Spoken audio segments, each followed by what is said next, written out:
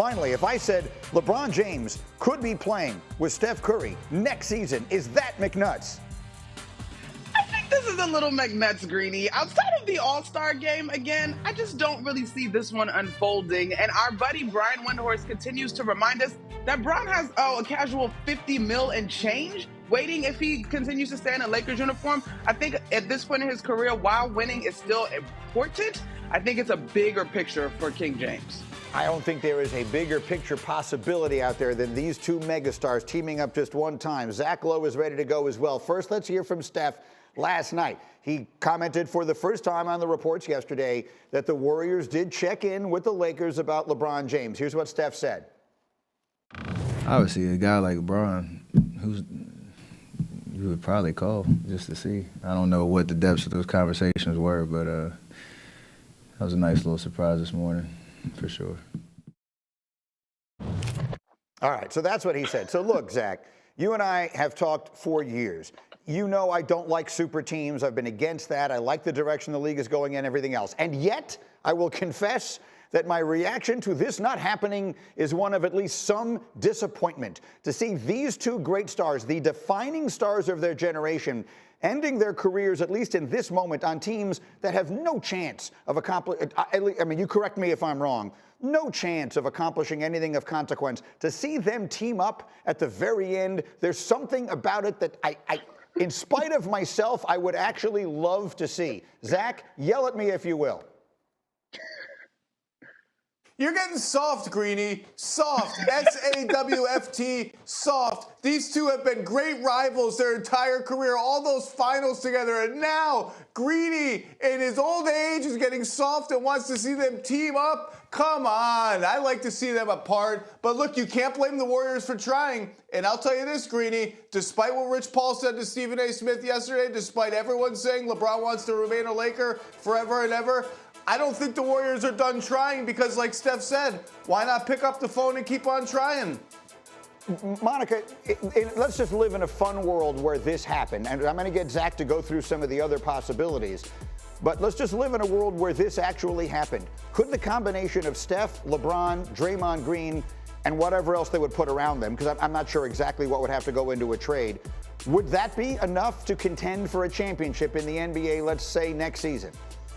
So, Greeny, that's my next burning question. If we're going to be tantalized with this, I need a little bit more details. Because in theory, a starting five of Steph, LeBron, Draymond, Kuminga, and I'm just going to go with Brandon Podziemski, who's been playing great ball.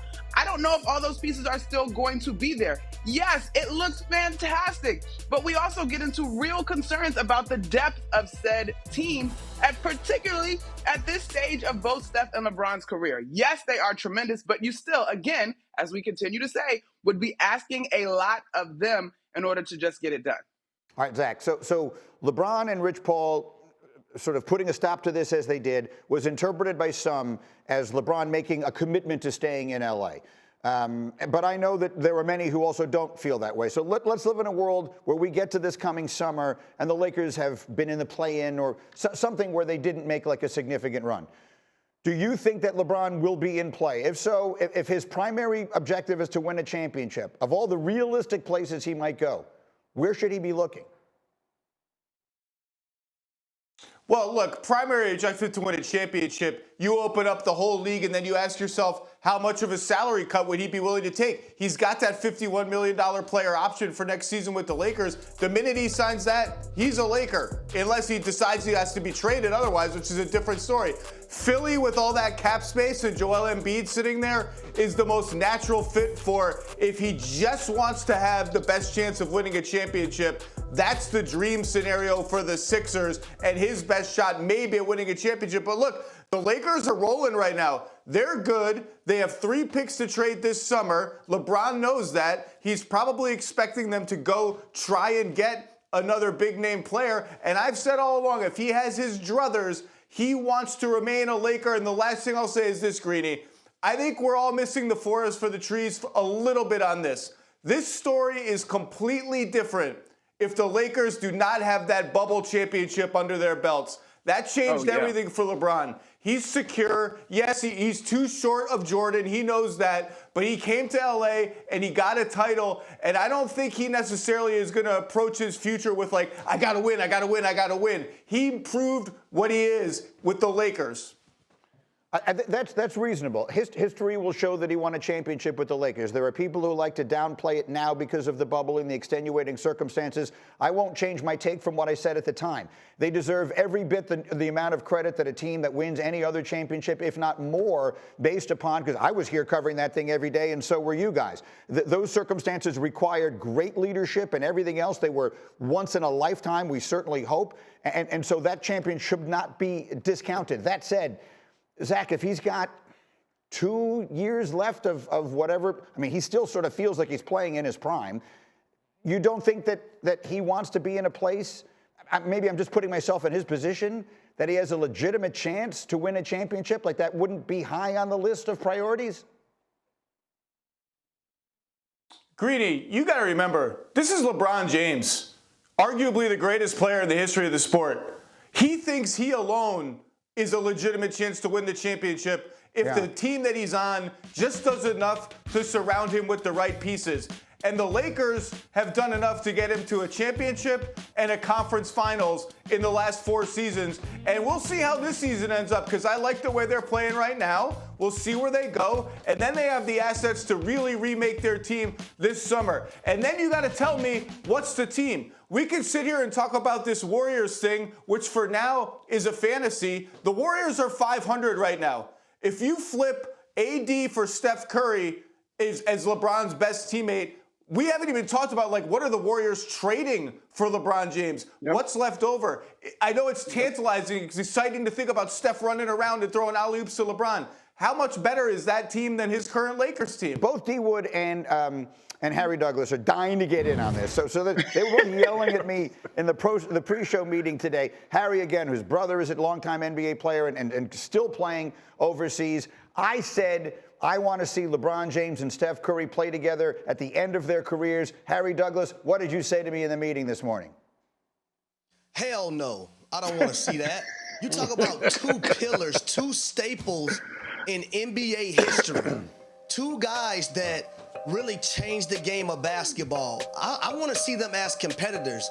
Going all the way back to the 14-15 season and Steph Curry and company winning their first championship, to only follow that up with one of the best records of the best record in NBA history before falling in the finals, blowing a 3-1 lead to LeBron. Then the next 2 years, you get KD and the Warriors and Steph Curry and company, they win back-to-back championships. Then you go to 2020, 2021, play-in situation, LeBron defeats Steph Curry. We also seen it in the playoffs last year in the second round. And then last but not least, we just seen 2 Saturdays ago on ABC, a game going overtime and those 2 guys competing at the highest levels. I don't want to see those guys on the same team. I want to see competition, man. D. Wood, you're a Laker fan. You're a LeBron fan. Tell me. Man, when you told me this morning, I'm like, what the heck? What? Like, what are we talking about here? And to answer your question, I'm with Harry. Hell no. I don't want to see LeBron and Steph on the same team. I just don't. Like, I'm old school. Like, I want to see guys competing against one another. And like Zach talked about, the Lakers are playing some really good ball right now. We're set up pretty well going to summer. Nah, I'll squash all that talk. That's just, you know what, Green? That's just you stirring the pot. That's you just stirring the pot right now. Yell at Woj and Ramona. I didn't stir anything. And they're the ones doing the story. McNutt, really quick, I'm running out of time. Am I McNuts? Go ahead. You can feel free to tell me I'm McNuts if you think I'm McNuts. I don't think you're McNuts, and I kind of disagree with those guys. We've seen them compete over the course of their careers. Listen, I don't love it because I'm with Zach. It doesn't make a ton of sense in my mind when you really get into the minutia of it all. But if it happens, sign me up. I'd watch. Let's go. None of my good ideas make sense. I mean, if that's the standard you're holding me to, then that's almost impossible. All right, everybody stay close. Zach and Monica will have more from you as we go. We are back bottom of the hour here on Get Up. And one little eye candy. Hey, D. Wood, is there anyone who puts up a stat sheet like this young man? Zion Williamson last night in the Pelicans win over Washington had 36 points. Listen to this. He shot 15 of 21 from the floor. When he's right, there is just no one in the world quite like him, right? Yeah, he's just a unique player. And think about it, Greeny. He's not the tallest guy in the world, but the way his ability to play within that, within the paint area is just unbelievable. Absolutely. And if he was trying to get to the quarterback, could you stop him? I don't know. I don't know. That's a big joker right there. He would have made an awfully good defensive end.